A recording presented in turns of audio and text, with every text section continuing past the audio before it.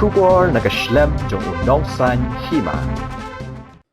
Lamphang bathamai ka ying dorbar thao an ka jilla ubakhat wei Thomas is sangma ong ba udang pan Jingmut na ki rev tip an ban ai Jingmut lang ha ka bayde bar ka jingdon kam ban yo Nongïalam ka Liang Pyrshah namar kat kum ki kindon don kam ban don shi phongut ki MLA na ka wei ka sengsan perthai ban kam ya ka ni ka Kyrdan ha ying dorbar thao an ka jilla Thomas sangma ubarang susha jit ko Lamphang ka ying dorbar thawaan ulong bawat kiseng ki badan sikil yang Pyrshah ru kimpat pha kanoguno ko jingtho ha ka bayade bat kani kumtaw ong ba udang ya ka jing ai Jingmut na ki reutip an Halor gani ka benta haswa ban ya kanoguno ka rai kumban shukdo ki laitli ki sengsan perthai ki bakin thop ya ka Congress TMC bat VPP ki badan sikil yang Pyrshah ki dei ki badan ki MLA tang hapo hanreungon kum ke Kongres kadon sangut ke TMC kadon sangut bat ke VPP kadon sangut ki MLA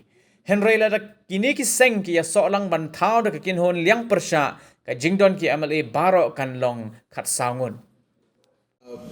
Yes, I will certainly. I have already initiated. I have already taken this matter, and I have already sought some advice from the legal side also. So I will be only able to take a decision after my legal consultations are completed. So far, none of the, from the opposition bench, none of the parties have approached or suggested anybody till now. So let us wait and see.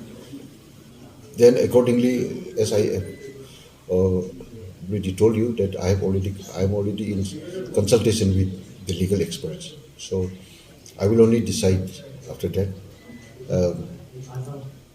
The matter is under consideration. Some